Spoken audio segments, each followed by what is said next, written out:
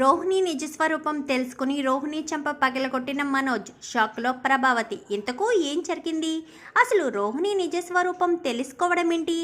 రోహిణిని మనోజ్ కొట్టడం ఏంటి? అసలు రోహిణి గురించి మనోజ్ ఏం తెలుసుకున్నాడు? అసలు ఏం జరిగిందనేది వీడియోలో చూసి తెలుసుకునేద్దాం. గుండె నిండా గుడిగంటలు అప్కమింగ్ ఎపిసోడ్స్లో ఏం జరగబోతుందో ముందుగా తెలుసుకోవాలి అనుకుంటే వీడియోని లైక్ చేయండి, ఛానల్ని సబ్స్క్రైబ్ చేసుకోండి, పక్కనే ఉన్న బెల్ సింబల్లో ఆల్ పై క్లిక్ చేయండి. ఎలా చేయడం వల్ల అందరికంటే ముందుగా చూడవచ్చు. మొత్తం మీరు చూసుకున్నట్లయితే ఇంకా మనోజ్కి జాబ్ పోవడంతోనే ఇంకెప్పుడు పార్కుకి వెళ్ళినట్టుగానే పార్కుకి వెళ్ళేసరికి తన ఫ్రెండ్ ఒకటి కలుస్తాడు పార్కులో. అయితే ఏంట్రా ఏం బిజినెస్ చేస్తున్నావు అనగానే నేను పలానా బిజినెస్ చేస్తున్నాను రా, ఎవరైనా నాకు పార్ట్నర్ కావాలని అనిపిస్తుంది, నువ్వేమన్నా పార్ట్నర్షిప్గా ఉండగలవా అని చెప్పనేసరికి ఏంట్రా ఏం మాట్లాడుతున్నావు, నేను పార్ట్నర్షిప్గా ఎలా ఉండగలనురా అని చెప్పాను. కానీ ఏముంది, మీ ఇల్లు ఉంది కదా, మీ ఇంటిని తాకట్టు పెట్టు, అమౌంట్ వస్తే పార్ట్నర్షిప్గా జాయిన్ అవ్వచ్చు కదా, లాభాలు వస్తాయి రా, నేను చేసే బిజినెస్లో పెట్టుబడి ఇంకా పెడితే ఇంకా లాభాలు వస్తాయి, ఆ పెట్టుబడే నేను పెట్టలేకపోతున్నాను అని చెప్పనేసరికి కాదురా, అసలే ఇంట్లో మోసపోయాను, వేరే అమ్మాయితో మోసపోయి ఇంట్లో అడ్డంగా దొరికిపోయాను అనగాని ఏం జరిగిందిరా అని చెప్పాను. కానీ నేను కల్పన అనే అమ్మాయిని ప్రేమించాను, మేమిద్దరం కలిసి కెనడాలో బిజినెస్ పెట్టాలని అన్ని ప్లాన్లు చేసుకున్నాము, మా నాన్నేమో పెళ్ళి జరిగితేనే కానీ డబ్బులు ఇవ్వనని చెప్తే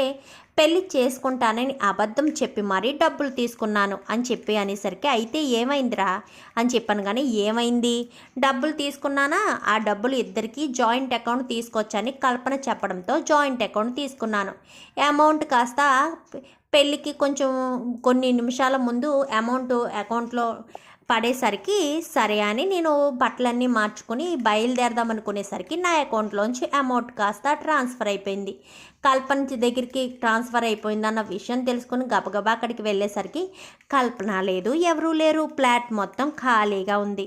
ఇంకా వెంటనే మరుసటి రోజు ఉదయాన్నే బ్యాంక్ వెళ్ళి కనుక్కుంటే అమౌంట్ మొత్తం తనే ట్రాన్స్ఫర్ చేసేసుకుందన్న విషయం తెలుసుకు ఒక్కసారిగా షాక్ అయ్యాను.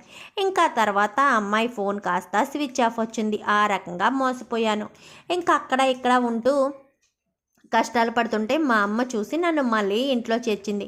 ఎప్పటికీ మా బాలుగాడు లక్షలు మింగినోడా అంటూ నన్ను మాటలు అంటూనే ఉన్నాడు అని చెప్పాను. కానీ అందుకే రా, నిన్ను నువ్వు ప్రూవ్ చేసుకోవడానికి ఇదో మంచి అవకాశం, ఇందులో నేను బాగానే సంపాదించాను, ఒక ఇల్లు కారు కూడా కొనుక్కున్నాను, అంటే పార్ట్నర్ ఉంటే ఇంకా బాగుంటుందని, అంటే ఇవన్నీ నేను ఒక్కడనే చూసుకోలేకపోతున్నాను రా, బాధ్యతలన్నీ అని చెప్పనేసరికి అవునా, ఎంత కావాలి అని చెప్పాను. కానీ సుమారు ఒక 10 లక్షలు ఉంటే సరిపోవచ్చు ప్రజెంటు, తర్వాత ఇంకా పెంచుకోవచ్చు అని. కానీ 10 లక్షలంటే సర్లేరా, మా ఆవిడది పార్లర్ షాప్ ఉంది, పార్లర్ ఏమన్నా షూరిటీగా పెట్టి బ్యాంకులో లోన్ ఇస్తారేమో కనుక్కుంటానని చెప్పాను. కానీ సరే నీ ఇష్టం, కనుక్కుని నాకు ఏ విషయం చెప్పు, నా మొబైల్ నెంబర్ తీసుకో అని చెప్పి మొబైల్ నెంబర్ ఇస్తాడు.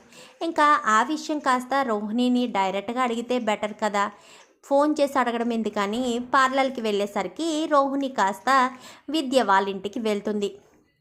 విద్య వాళ్ళ ఇంటికి వెళ్ళేసరికి అక్కడికి వెళ్ళిన తర్వాత రోహిణి మేడం లేరా అని చెప్పాను. కానీ రోహిణి లేదండి అని చెప్పనేసరికి రోహిణి ఏంటి, రోహిణి మేడం అని చెప్పలేరా ఏంటి, తను మీ బాస్ అన్న విషయం మర్చిపోయారా ఏంటి, నేను వాళ్ళ హస్బెండ్ని అని చెప్పాను. కానీ మీరు వాళ్ళ హస్బెండ్ అయితే కావచ్చు, కానీ రోహిణి ఏమీ మాకు బాస్ కాదే అని చెప్పనేసరికి అదేంటి మీకు బాస్ కాకపోవడం ఏంటి, ఈ పార్లరు మా అమ్మ పేరు మీదే ఉంది కదా, రోహిణియే కదా వానర్ అని చెప్పాను. కానీ మీరు బోర్డు చూడలేదా సార్, ఒకసారి బోర్డు చూడండి అనగానే ప్రభావతి బ్యూటీ పార్లర్ కాస్త క్వీన్స్ బ్యూటీ పార్లర్గా మారిపోతుంది. ఏంటిది, మా అమ్మ పేరు ఎవరు తీశారు అని చెప్పాను. కానీ ఎవరు తీయడం ఏంటి సార్, మా మేడమే రిమూవ్ చేశారు అని చెప్పాను. కానీ మీ మేడం ఎవరు, రోహిణియే కదా అని చెప్పాను. కానీ కాదు sir, Rohini madam already parlour అమ్మేశారు, పార్లర్ 12 లక్షల రూపాయలకి మా మేడంకి అమ్మేశారు, ఆ తర్వాత మేడమే ఇందులో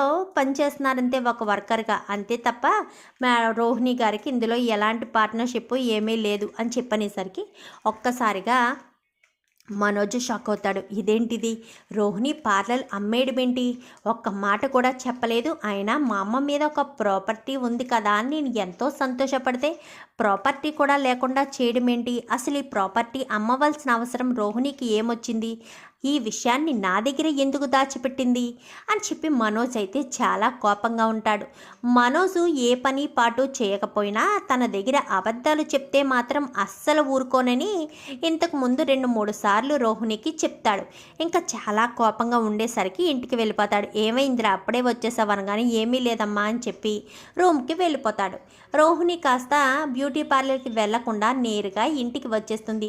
ఇంటికి రావడంతో అదేంటి మనోజ్ నువ్వు అప్పుడే వచ్చేసావు, జాబ్కి వెళ్ళలేదా ఏంటి అని చెప్పనగానే వెళ్ళలేదు, నా జాబ్ పోయింది, జాబ్ పోయి 15 రోజులైంది, ఇప్పుడు ఏంటంట అని చెప్పాను. కానీ అదేంటి మనోజ్ అలా మాట్లాడతావు, జాబ్ పోయిందని ఎప్పుడు చెప్పడం ఏంటి, అయినా 15 రోజుల నుంచి జాబ్ పోతాయి, మరి నువ్వు జాబ్ కంటూ ఎక్కడికి వెళ్తున్నావు అనగానే ఆ విషయం తర్వాత చెప్తాను, మరి నువ్వు మా అమ్మ పేరు మీద ఉన్న బ్యూటీ పార్లర్ అమ్మేయడం ఏంటి, అసలు అమ్మవలసిన అవసరం నీకేంటి, మా అమ్మ పేరు మీద ఎంతో ఇష్టపడి మా అమ్మకి ఆ పేరు మీద బ్యూటీ పార్లర్ పెట్టించావు, మా అమ్మను గొప్పగా చూసుకుంటున్నావు కదా అని నేను సంతోషపడితే మా అమ్మ పేరు మీద ఉన్న బ్యూటీ పార్లర్ నిన్ను ఎవరు అమ్మేయమని చెప్పారు అని చెప్పనేసరికి ఏంటి బ్యూటీ పార్లర్ అమ్మేసినందుకు నువ్వు నా మీద కోప్పడుతున్నావా, ఉద్యోగం పోయినా 20 రోజుల నుంచి నువ్వు ఎక్కడెక్కడ తిరుగుతున్నావు, ఉద్యోగం ఉందంటూ బిల్డప్ ఇచ్చుకుంటూ ఉదయాన్నే క్యారియర్ పట్టుకొని సాయంత్రం వరకు ఎక్కడ తిరుగుతున్నావు అని చెప్పాను. కానీ నాకు ఉద్యోగం ఉందో లేదో తర్వాత విషయం, అసలు నువ్వు పార్లర్ అమ్మేసిన విషయం నాకెందుకు చెప్పలేదు, నాకు చెప్పకుండా నిన్ను ఎవరు నిర్ణయం తీసుకోమన్నారు, అసలు నీ నిర్ణయం ఎవరు తీసుకోమన్నారు అని చెప్పాను. కానీ ఏంటి మనోజ్ ఏం మాట్లాడుతున్నావు, పార్లర్ అమ్మేస్తే మాత్రం నాది పార్లర్ అని చెప్పాను. కానీ దానికి మా అమ్మ 10 లక్షల రూపాయలు ఇచ్చిందని చెప్పనేసరికి మా అమ్మ 10 లక్షలు ఇచ్చింది, మీ అమ్మ 10 లక్షలు ఇచ్చింది సరే, మరి నేను 17 లక్షలు తీసుకొచ్చి ఇచ్చాను కదా, మరి దాని సంగతి మాట్లాడవేంటి, ఇచ్చిన 10 లక్షలకి 17 లక్షల రూపాయలు తీసుకొచ్చి ఇచ్చాను, నా బ్యూటీ పార్లర్ అమ్మేసుకున్నాను అని చెప్పనేసరికి అమ్మేసావు సరే, మరి ఆ డబ్బులు ఎక్కడవి అని ఎక్కడి నుంచి ఏం చేసావు అనగానే ఏం చేశానా, 17 లక్షలు తీసుకొచ్చి ఇచ్చాను కదా, అవి ఇంకొక 5 లక్షల రూపాయలు అప్పు చేసి 17 లక్షలు తీసుకొచ్చి మీ అమ్మగారి చేతిలో పెట్టి ఇల్లు ఇడిపించాను కదా, ఆ డబ్బులే అని చెప్పనేసరికి ఒక్కసారిగా షాక్ అయిపోతాడు మనోజ్ అయితే. ఏంటి 17 లక్షలు తీసుకొచ్చి ఇల్లు విడిపించావా, మరి మీ నాన్నని అడిగి తీసుకొస్తానని కదా చెప్పావు అని చెప్పనగానే మా నాన్న నాతో మాట్లాడడం లేదన్న విషయం నీకు తెలుసు కదా అని చెప్పాను. కానీ ఎంత జరుగుతున్నా నాకు ఒక్క మాట కూడా చెప్పలేదు అని చెప్పాను. కానీ నీ జాబ్ పోయిందని నాకు చెప్పావా, ఏ బరువు బాధ్యత లేకుండా నీకు ఇష్టం వచ్చినట్టు తిరుగుతున్న నువ్వే, ఏ పని పాటు లేకుండా ఖాళీగా తిరుగుతున్న నీకు నేను సమాధానం చెప్పాలా, లేక నీకు నేను పర్మిషన్ తీసుకోవాలా అని చెప్పనేసరికి నన్ను అంత మాట అంటావా అంటూ మనోజ్ అయితే రోహిణిని కొడతాడు. నువ్వు నన్ను కొడతావా, ఉద్యోగం సద్యోగం లేకుండా నేను చూసిన జాబ్కి కూడా వెళ్ళి 15 రోజులు కూడా పూర్తిగా చెయ్యకుండా నాటకాలు ఆడి ఇప్పుడు నన్ను కొడుతున్నావా, నాకు ఇప్పుడు అంతా అర్థమవుతుంది. అంటే 1,00,000 రూపాయలు పెట్టి ఫ్లైట్ టికెట్లు తీసుకున్నప్పుడు నీ జాబ్ పోయింది, ఎక్కడ జాబ్ పోయిందన్న విషయం నాకు తెలిసిపోతుందని మీ నాన్న తీసుకొచ్చిన ఆ డబ్బులు కాస్త నువ్వు దొంగతనం చేశావు, ఇప్పుడు నాకు అంతా అర్థమవుతుంది, మీ అమ్మ కావాలనే నిన్ను కవర్ చేసిందని క్లియర్గా అర్థమవుతుంది. 1,00,000 రూపాయలు నీకు ఇచ్చిన సంగతి ఎవరైనా మర్చిపోతారా, కావాలనే మీ అమ్మ ఇదంతా చేసిందని నాకు తెలుస్తుందని చెప్పాను. కానీ అవును దొంగతనమే చేశాను, నీకేంటి సంబంధం, నీ డబ్బులేం కాదు కదా, అది మా నాన్న కష్టార్జితం, మా నాన్న డబ్బులు నేను దొంగతనం చేశాను అనగానే బాలు అన్న దాంట్లో తప్పేమీ లేదు, 40 లక్షలు మింగినోడా అంటూ 1కి 10 సార్లు అంటుంటే నువ్వేంటో నీ స్వార్థ బుద్ధి ఏంటో ఇప్పుడు క్లియర్గా అర్థమవుతుంది.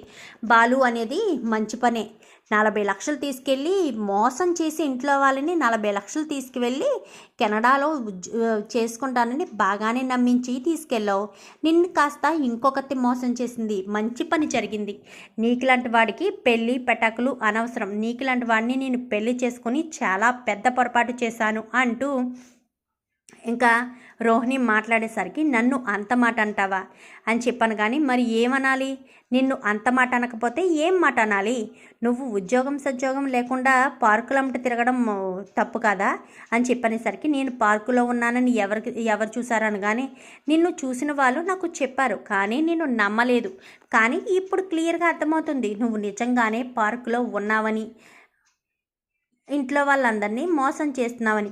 ఇప్పుడు నీకు జాబ్ పోయిందన్న విషయం నేను బాలుతో చెప్పానే అనుకో, నీ పరిస్థితి ఎలా ఉంటుందో ఒక్కసారి ఊహించుకో. అలాంటిది నీకు నేను సమాధానం చెప్పి నేను ఏం చేసినా నీకు చెప్పాలా?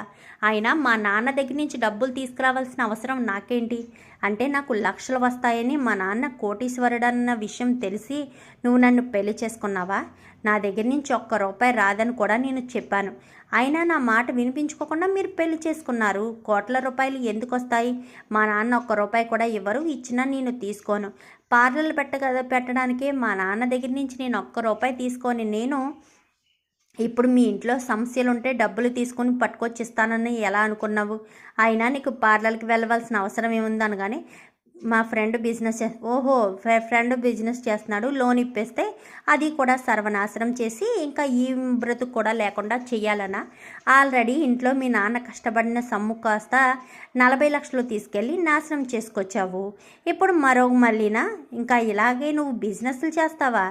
ఇచ్చిన ఉద్యోగం ఒకటి సరిగ్గా చేయడం చేత కాదు కానీ బిజినెస్లు చేస్తాడంట, బిజినెస్లు అనుకుంటూ రోహిణి అనేసరికి ఎంత మాట అన్నావని ఇద్దరు కూడా కొట్టుకునేసరికి లోపు ప్రభావతి గబగబా పైకి వస్తుంది. ఏమైంది మనోజ్ అని చెప్పాను కానీ ఏమైందా? నీ పేరు మీద ఉన్న బ్యూటీ పార్లర్ కాస్త అమ్మేసింది అని చెప్పనేసరికి ఏంటి రోహిణి నా పేరు మీద ఉన్న బ్యూటీ పార్లర్ అమ్మేయడం ఏంటి అని చెప్పాను కానీ మరి ఎక్కడి నుంచి తీసుకురమ్మంటారు? ఇచ్చిన 10 లక్షలకి 17 లక్షలు ఎక్కడి నుంచి తెమ్మంటారు?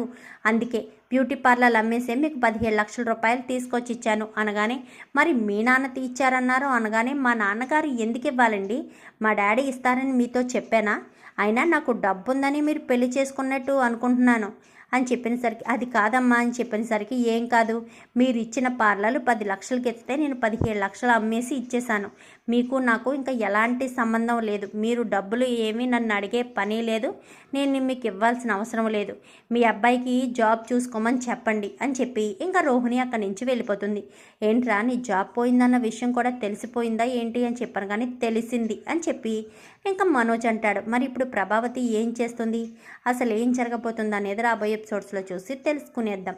మా వీడియో కనుక మీకు నచ్చినట్లయితే వెంటనే లైక్ చేసి మా ఛానల్ని సబ్స్క్రైబ్ చేసుకొని పక్కనే ఉన్న బెల్ సింబల్లో ఆల్ పై క్లిక్ చేయండి. ఇలా చేయడం వల్ల అందరికంటే ముందుగా చూడవచ్చు.